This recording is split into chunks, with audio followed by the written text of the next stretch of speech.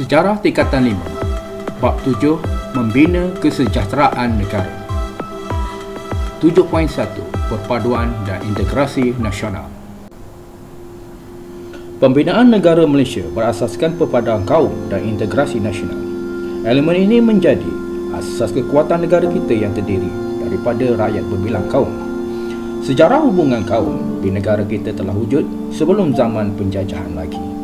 Hubungan kaum harus diperkukuhkan selepas negara mencapai kemerdekaan dan pembentukan Malaysia.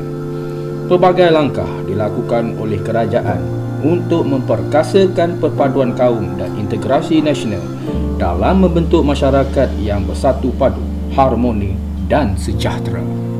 Perpaduan, 欧之美共和 perpaduan, perpaduan Berserangkup Perpaduan. Otomi Girumpuk Perpaduan. Padu. Maksud perpaduan kaum ialah keadaan rakyat daripada pelbagai etnik, agama dan wilayah hidup dengan aman dalam masyarakat yang bersatu. Mereka memberikan komitmen yang penuh kepada identiti kebangsaan berlandaskan perlembagaan persekutuan dan rukun negara. Manakala integrasi nasional merupakan satu proses dinamik yang merapatkan hubungan masyarakat antara negeri dengan wilayah bagi membentuk satu bangsa. Mereka ini mempunyai identiti sendiri berteraskan perlembagaan persekutuan dan rukun negara. Pentadbiran British menyebabkan pemisahan kaum dari segi kegiatan ekonomi dan pertempatan.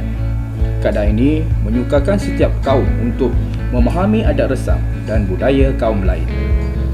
Selepas Perang Dunia Kedua, usaha dilakukan oleh para pemimpin pelbagai kaum untuk bekerjasama bagi mewujudkan perpaduan. Beberapa faktor sejarah dikenal pasti menjadi punca kepada masalah perpaduan. Antaranya termasuklah kesan pentadbiran, kegiatan ekonomi dan pertempatan, sistem pendidikan serta fahaman politik.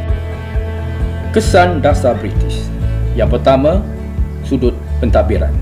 Pentadbiran British bermula pada tahun 1874 menerusi pengenalan sistem residen.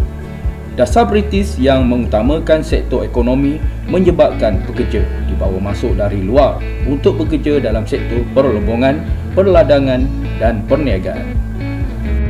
Kaum bumi putera pula tertumpu di kawasan luar bandar dan menjalankan kegiatan ekonomi tradisional. Keadaan ini menyebabkan mereka terpisah dan berlaku kerenggangan hubungan kaum. Kesannya, masalah hubungan kaum berterusan sehingga selepas kemerdekaan dan menyebabkan lakunya peristiwa 13 Mei 1969. Kesan yang kedua ialah kegiatan ekonomi dan pertempatan. British memberikan tumpuan kepada perkembangan ekonomi yang berasaskan perlombongan biji timah dan perladangan getah. Kegiatan ekonomi yang berbeza antara kaum menyebabkan pemisahan dari segi pertempatan. Rakyat juga terpisah dengan pertempatan yang wujud di kawasan perlombongan, bandar, estet dan perkampungan. Keadaan ini menyebabkan setiap kaum kurang berinteraksi antara satu sama lain dan mewujudkan jurang ekonomi yang tidak seimbang. Manakala kesan yang ketiga ialah sistem pendidikan British. Dasar pentadbiran British menyebabkan munculnya sistem pendidikan vernacular Melayu, Cina, India dan Inggeris di negara kita. Sistem vernacular pula berkembang mengikut kaum masing-masing. Sistem pendidikan vernacular diteruskan selepas kemerdekaan pada tahun 1957.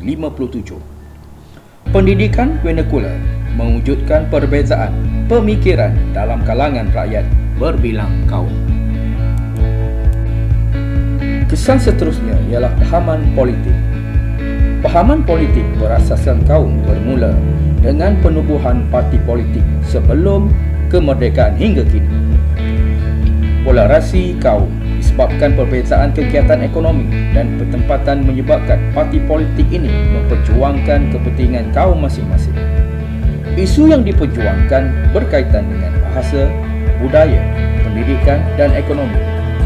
Keadaan ini mempengaruhi hubungan antara kaum di negara ini. Langkah memperkasakan perpaduan dan integrasi nasional.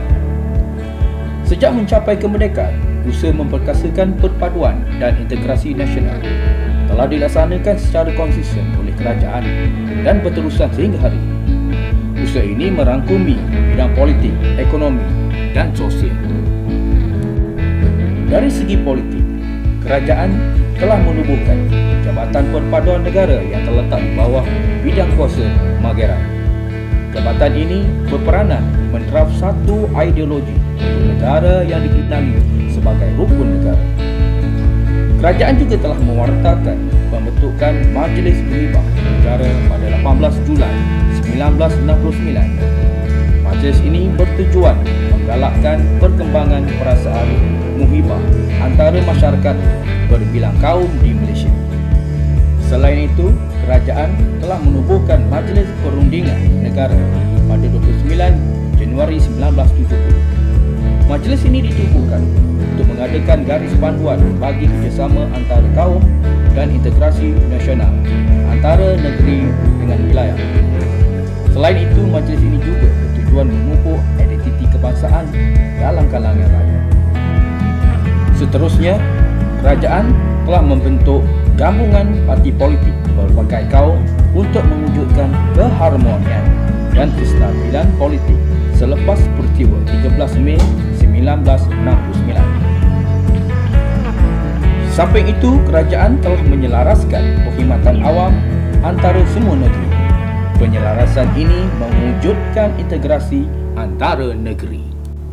Langkah dalam bidang ekonomi.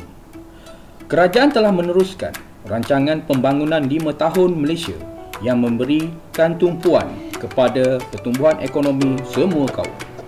Selain itu, kerajaan telah memperkenalkan beberapa dasar pembangunan ekonomi seperti Dasar Ekonomi Baru (DEB) dan Dasar Pembangunan Nasional (DPN) untuk kemakmuran ekonomi rakyat dan negara.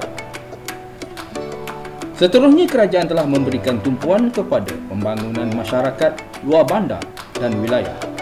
Pembangunan dilakukan melalui rancangan pembangunan tanah yang mampu menambah pendapatan rakyat dan membasmi kemiskinan. Di samping itu, kerajaan telah memajukan bidang perindustrian dan perdagangan dengan memperkenalkan zon perindustrian bebas seperti di Bayan Lepas, Pasir Gudang dan Pelabuhan Kelang. Seterusnya, penghijrahan penduduk luar bandar ke bandar dilakukan disebabkan peluang pekerjaan yang terbuka luas kepada semua kaum. Hal ini mempercepatkan proses integrasi. Seterusnya, kerajaan telah mengintegrasi ekonomi melalui pembangunan ekonomi wilayah termasuk di Sarawak dan Sabah. Pembangunan ekonomi wilayah telah membuka peluang kepada semua kaum bersaing dalam ekonomi secara adil. Manakala dalam bidang sosial pula, kerajaan telah menambah baik dasar pendidikan kebangsaan yang sedia ada melalui Akta Pendidikan 1996 yang bertujuan mengukuhkan perpaduan kaum dan integrasi nasional. Selain itu, kerajaan telah mengukuhkan sistem pendidikan melalui pelaksanaan dasar pendidikan seperti Laporan Rahman Talib, Laporan Jabatan Kuasa Kabinet dan Falsafah Pendidikan Kebangsaan. Sistem pendidikan kebangsaan dapat melahirkan rakyat yang patriotik dan mempunyai semangat cinta akan negara. Berikutan itu, kerajaan telah memperkasakan bahasa Melayu sebagai bahasa kebangsaan melalui Akta Bahasa Kebangsaan. Penubuhan Universiti Kebangsaan Malaysia (UKM) sebagai pusat ilmu dan peranan Dewan Bahasa dan Pustaka (DBP) bagi menyebar luas penggunaan bahasa kebangsaan. Langkah ini dapat melahirkan masyarakat yang mempunyai satu identiti bahasa yang sama. Seterusnya, kerajaan menggalakkan pengamalan satu kebudayaan kebangsaan yang dapat membentuk identiti bangsa Malaysia yang bersatu padu. Seterusnya, kerajaan menggalakkan penglibatan dalam sukan sebagai medium untuk mewujudkan semangat kekitaan dan perpaduan dalam kalangan rakyat pelbagai kaum. Oleh itu, kerajaan telah memperkenalkan rukun negara sebagai tunjang kesertaan rakyat berbilang kaum terhadap bangsa dan negara.